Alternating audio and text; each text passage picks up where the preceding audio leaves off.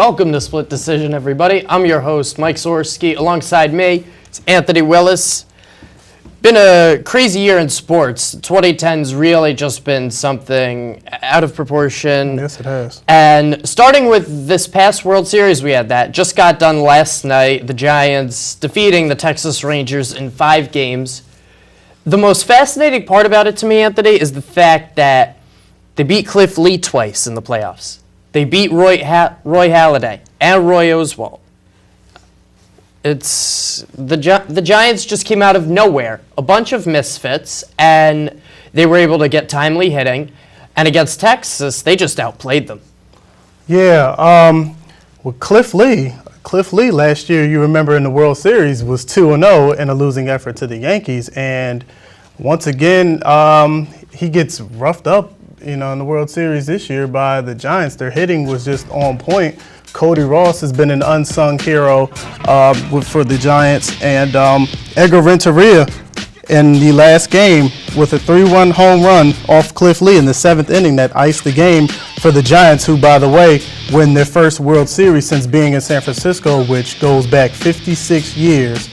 So congratulations to the Giants, of course, after the Phillies were widespread favorites to win that World Series. What are your thoughts on the World Series this year?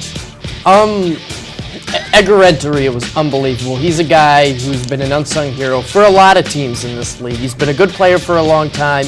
Very happy he got a ring. Very happy for him getting the World Series MVP. The most interesting thing that I take out of this is, where does Cliff Lee go? He could go to the Yankees. The Yankees failed to get him last season. Everyone thought they were going to, and Texas came out of nowhere to get him. So New York is a possibility. He has said publicly that it's also a possibility he could stay a Ranger. So we'll see what happens. I don't know about that New York thing, though, because after the way the Yankees fans treated his wife in the stands during the ALCS. That's a good point. It's a really good point. I almost forgot about that. I don't think so. If I'm Cliff Lee after what they did to my wife, I'm with you on this. How they could do that is beyond me. I don't know why the New York fans think that's such a good thing when this is a guy who they knew was a free agent after the season. They knew there was a distinct possibility that he could play for their team, and they do that. Bad choice, really bad choice by the Yankee fans. Idiotic. All right, so we are going to go around the NFL from a local standpoint, starting with the team that actually did play this week, the New York Jets, and add to that they played poorly. Their offense was just terrible. Couldn't get anything going, no sustained drives, running game non-existent. And the amazing thing is they had a week off going into this game. You would think with the bye, they'd be fresh, they'd be healthy, they'd be ready to play this game, and they didn't. Green Bay looked like the better team. Very true, and I'm wondering what's happening to Mark Sanchez. He threw no interceptions through the first 5 games, and now it seems like he's reverting back to his rookie season. He's thrown 4 picks in his last 2 games, and seeing Rex Ryan as a coach, I wouldn't be surprised if over that bye week, instead of the Jets, working, they probably got a little lax in their preparation, just that loose atmosphere. The Giants had a bye week in Week 8, but they come back this week to play the Seattle Seahawks, and I'm looking at that as a possible trap game, maybe. Traveling to the Pacific Northwest in a different time zone. Seattle's crowd is always really, really good. So what do you think about that one? It's a tough stadium to play in, really, really tough stadium to play in. I think we're going to find out how good the Seattle team is. The advantage to them is the fact that they're at home. That crowd noise there is unbelievable. It's going to be a very rough circumstance for the Giants. But let's remember this. The Giants have a Super Bowl winning quarterback, Super Bowl winning head coach, veteran players on the offensive line and on the defensive line, and a good running game. And these 3 receivers, this might be the best receiving core in the league. You have good young talent in Hakeem Nicks and Mario Manningham, and Steve Smith is just flat reliable. Same with Kevin Boss. They catch everything thrown their way. They do their job blocking in the running game. And Brandon Jacobs has sort of fallen out of the equation, but he's still a guy the Giants can turn to when they need that tough 3rd and 1 or 4th and goal at the 1, something a lot of teams don't have, something that's almost become a lost art in terms of power running with the styles a lot of these NFL teams have taken up with passing the ball, spreading the field, making the other team bring lots and lots of pass rushers, but Giants have it. Giants, I believe, will win this game. Now, around the NFL, it was another wild Sunday. A lot of shocks at the end. The Donovan McNabb thing we'll be discussing later on. That was something like I never seen. But Bengals and Dolphins. Dolphins are unbeaten on the road still. And the Bengals, with all the talent they have, this is the team that won their division last year. They were 10-6, and now they look inefficient. Carson Palmer is not getting the job done. The Dolphins are playing very well on the road. Now, this was an interesting game, probably the most talked about game during the week. Amazing with what goes on with the Vikings. But I guess when you have Randy Moss and Brett Favre, 2 future Hall of Famers, your team's going to get a lot of attention. But I look at this game, and yes, the Patriots did everything in their power to take away Randy Moss, but the Vikings' pass rush was not there. The run defense does not look like what it used to be. Really rough loss for the 2-5 Vikings. Let's go to the Buccaneers and the Cardinals. And this young team, the youngest team in the NFL, the Tampa Bay Buccaneers, they traded shots with the Cardinals all game until you see this LeGarrette Blount go-ahead touchdown in the 4th quarter to put them up. Josh Freeman, the Bucs' young quarterback, has been money in the 4th quarter. If you do not put the Tampa Bay Buccaneers away through the first 3 quarters, then expect to see number 7, Josh Freeman, take off in the 4th quarter and lead his team to victory. And then you got the Chargers and the Titans. Phillip Rivers, without his top 3 receivers, Vincent Jackson, Malcolm Floyd, and Legadou Nene, still thrashes the Titans defense for 305 yards and 2 touchdowns. It's still surprising that San Diego was first in the league in total offense and total defense, but they're 3-5. But this was a good win against a very good Titans team at home. Maybe that'll get their confidence back up. Only time will tell. Phillip Rivers has played very well this season. Not a lot of people realize it because San Diego's been losing games, but a very distinct possibility they could have one of their good late season runs. Very true. The big news yesterday, and it seems to me that this news was as big as the World Series. Maybe this is a testament to how far the NFL has come and how little people watched the World Series this year, especially in this area. The Vikings cut Randy Moss. This is a guy who's a future Hall of Famer. He's shattered tons and tons of records, Anthony, and the Vikings just got rid of him. Now, they do have Sidney Rice coming back, and there's 2 ways to look at this. You can look at it as, oh, why did they get rid of Randy Moss? They had Sidney Rice coming back. You could have 2 6'4" wide receivers on the field and put Ursi Harvin back in the slot. Instead, the Vikings are looking at it as, we have Sidney Rice coming back. We don't need Randy Moss. Yes, what he said in the post game on Sunday was absolutely unacceptable, but does that justify the Vikings cutting him? No, it does not, because you sent a 3rd-round pick over to New England to get Randy Moss. And in the NFL, a 3rd-round pick is very, very valuable. You don't just trade away 3rd-round picks, 2nd-round picks, 1st-round picks, obviously, if you don't think you're getting something in return. You knew what you were getting in Randy Moss. Of course, he does miss New England. He misses Coach Belichick, but that doesn't justify the Vikings getting rid of him. Sidney Rice, when he comes back, he's not going to be at full strength, coming off a hip injury, starting and going, and especially running his routes. He definitely won't be at top flight speed, whereas Randy Moss is at top flight speed still at 35 years old. So I don't get what Brad Childress is doing. The thing the Vikings were looking for when they got Randy Moss, they wanted a receiver who was, number 1, a threat in the red zone, someone Brett Favre could throw up a jump ball to and he could go get. Randy Moss really didn't do that, number 1. So, number 2, you have Sidney Rice. Here's a guy who is 6'4". He's got all the physical tools in the world to be somewhat like Randy Moss, but not likely. So why trade him? You could have Sidney Rice learn from him. And who guarantees that Sidney Rice will have the strength in his body, in his hip, to jump up and grab those tough jump balls? This is the NFL. This is not college where if you have a 6'4" receiver, you're going to match up well against most teams. In the NFL, everybody is good. Every corner knows how to cover. Every team knows how to play for a team's best receiver. If you can have two guys who are big and fast on the field at the same time, why not do it? I don't understand it. Randy Moss has played with Brett Favre and Tom Brady. So with these guys and everyone in the league right now, who's the best quarterback in the NFL, Anthony? I'm going with the sheriff, as John Gruden calls him, Peyton Manning. What? Peyton Manning continues to shred defenses. Whoa. 15 touchdowns, 2 interceptions without his top target, Dallas Clark and Austin Collie, and he's still operating. Peyton Manning. No. For years, Peyton Manning has had weapons. Reggie Wayne, Marvin Harrison, Dallas Clark, Pierre Garçon, Austin Collie, Anthony Gonzalez, Edgerrin James, Joseph Adai. He's had all these weapons.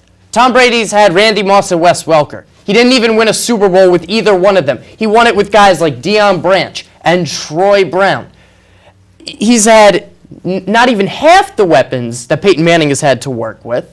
And time after time, he finds a way to make these passes to his receivers and put his team in positions to win, game in and game out. Peyton Manning didn't reach a Super Bowl until later in his career. So how are you going to tell me Peyton Manning is better than Tom Brady? Nobody mentally prepares for a game of football like Peyton Manning. His preparation week is second to none. The checks and the audibles that he makes at the line are second to none. Who's a better record with these teams? What's the Colts record? Yes, the Colts. They're 5-2. The Patriots by one game. The Patriots are 6-1. The Colts are 5-2. The Patriots play in a division with the New York Jets, a team that was picked by many to win the Super Bowl. And everybody in the AFC South in the Colts division are basically sitting around. Okay, with but the did same anybody record. think the Titans or the Texans would be Super Bowl contenders? They're still not Super Bowl Well, contenders. that's the beauty of the NFL, right? You never know what's going to happen. You never know what's going to what happen. team is But gonna... the Patriots record is better than the Colts record. Tom Brady has 3 rings. Peyton Manning has 1. Tom Brady has been to 4 Super Bowls. Peyton Manning has been to 2. Give me Tom Brady I still give Peyton Manning all day. Oh, yeah. Oh, I almost forgot, dude. It's basketball season. No, I'm just kidding. Absolutely not. What could you say? The Heat have a winning record like everyone expected. The Lakers are undefeated. They look healthy. Kobe looks fine. Andrew Bynum's coming back in about 2.5 weeks. I think the game I was most interested in last week was the Heat and the Celtics, to see how the Big Three would attack Boston's defense, which is a very good one. So why not say the Celtics are still better than the Heat? I think the Celtics are still better than the Heat. And another team, Orlando, despite the Heat beating Orlando, I still think Orlando was better. But it was funny to me last week that the Heat couldn't beat the Celtics, but then the LeBron-less Cavaliers the next night go out and they beat the Celtics. Beauty of proving that sports. they didn't. Beauty of sports. Yeah, I loved it. It was just so beautiful Lakers to see look that. great. I'm telling you right now. I don't see anybody beating this That's team. why I have them as the defending champions. I'm not on that Heat bandwagon. You take the Lakers, they return a championship starting 5, and then you add Blake, Theo Ratliff, And Matt Barnes. To the bench. It's a really good team. Really good team. Of all the teams that Phil Jackson has had with the Lakers, and maybe even with the Bulls, this might be his best one. He has depth on his bench. He has a lot of players he can work with. It's an experienced team, a polished team. Very. So, yes, the Heat have some talented players. LeBron, Dwayne Wade, Chris Bosh are all good players. Of course. Now, who do the Heat have that can match up inside with the Lakers? Outside of, are the Heat really, though, are they experienced? To me, they don't have the experience the Lakers do. If it's a big game, there's 5 seconds, my team is down by 1 point and needs a basket to win, give me Kobe Bryant over LeBron James. I mean, yes, this is the NBA. Star power rules it. When you talk about the Lakers and the Heat, Kobe and LeBron are going to come up. It's going to happen. The comparisons are going to be made as long as they are still in the league together. So I believe Kobe is better than LeBron. I firmly believe that. And I firmly believe that the Lakers are better than the Heat. I don't believe the Heat are the best team in their conference. On that note, we're going to take a commercial break. We have a lot more to talk about coming up. Stay tuned.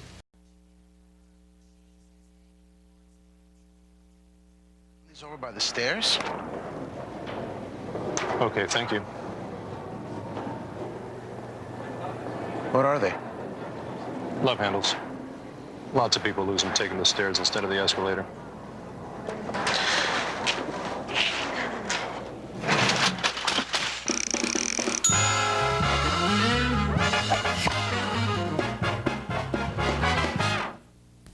Kids, here's my favorite animal. Strong, intelligent, ethical, dependable, compassionate, and patriotic.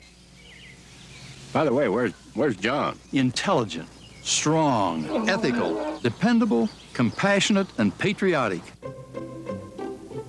When you help your neighbors, you help your nation. Make a difference. Volunteer. Learn how at usafreedomcorps.gov. When I was senator, I did a lot of After good that, things. I was able to orbit the Earth in a great big rocket ship. Jonesy kitty, Jonesy kitty, Jonesy cat.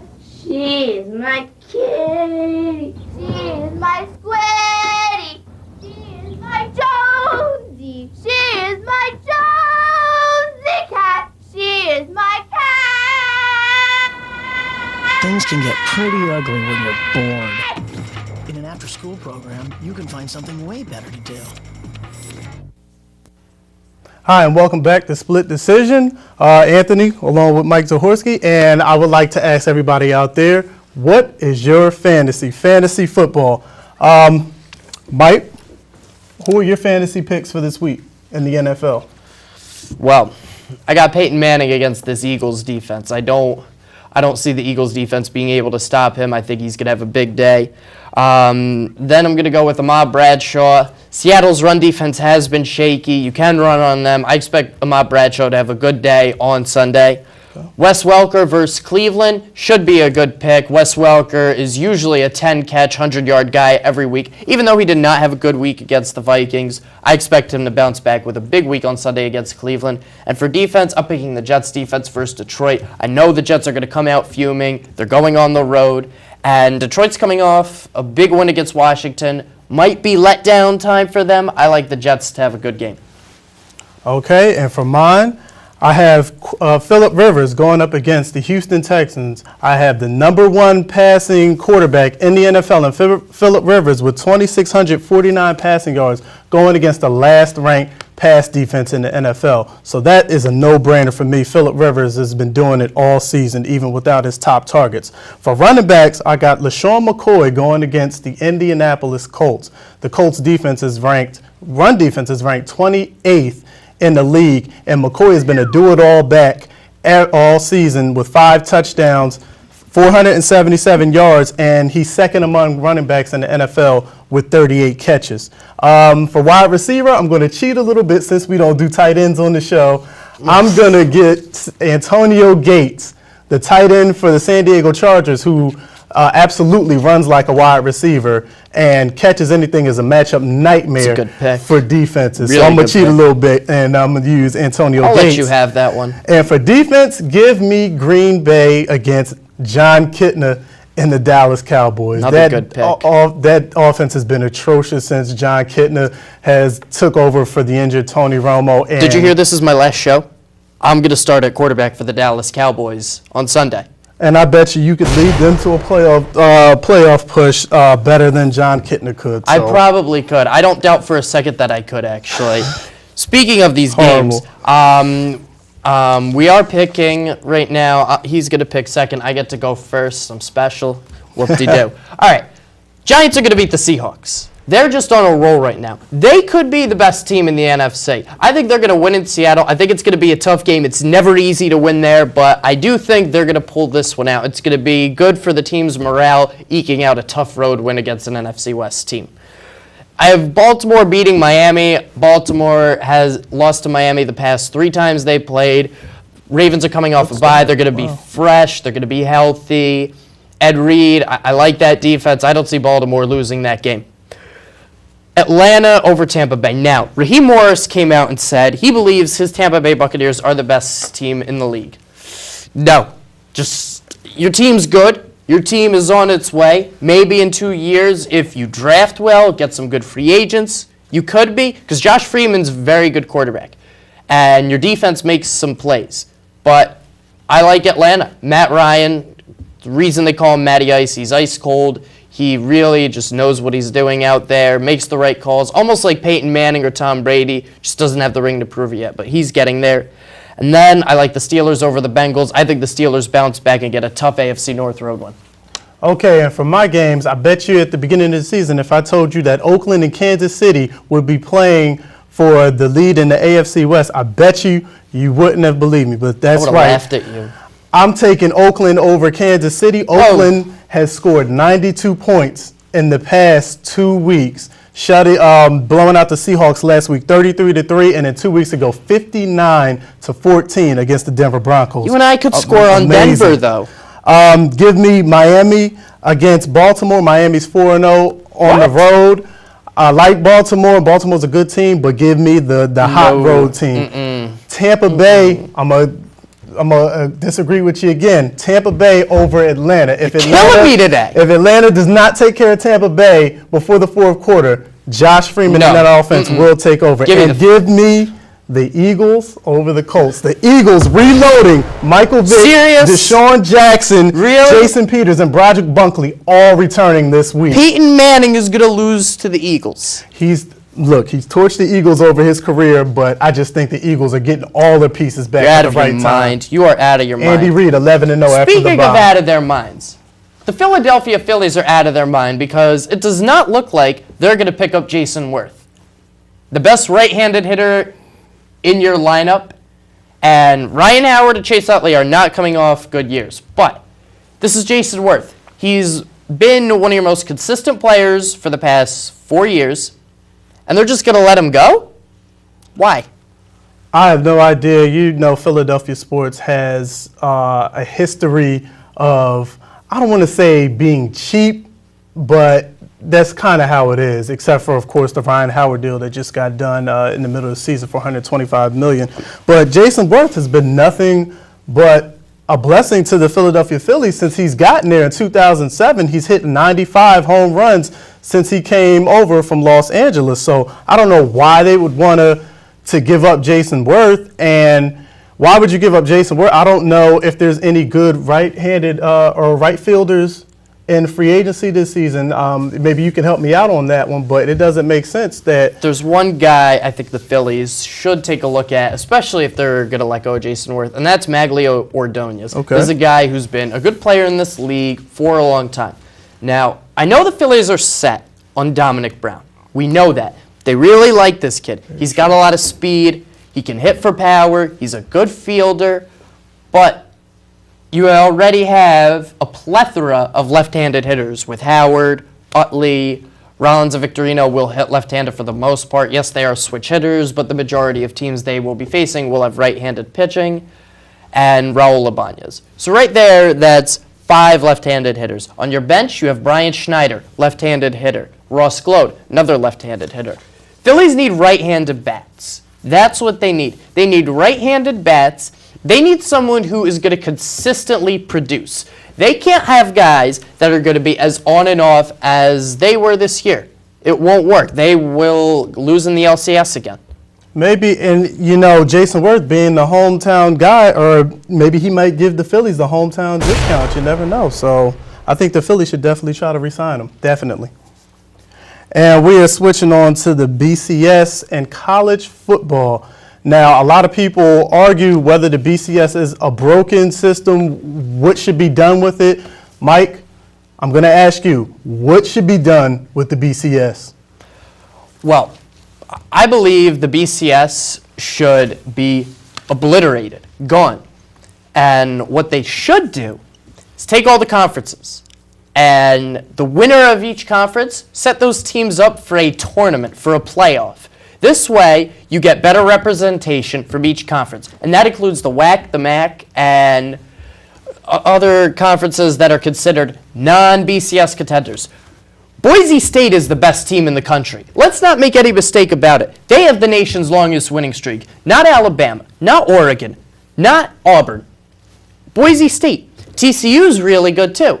And these teams, it looks like, could get left out again, especially if Auburn and Oregon go undefeated. There's even talk that if Auburn loses to Alabama in the Iron Bowl, that Alabama, as a one-loss team, could beat out Boise State to play Oregon, which would be terrible for the sport.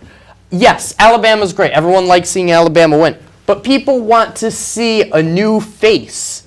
Why not have it be Boise State? This is a team that's fun to watch. They're good. They conduct themselves with class. You don't hear about scandals there like they had at USC or at Colorado or Tennessee.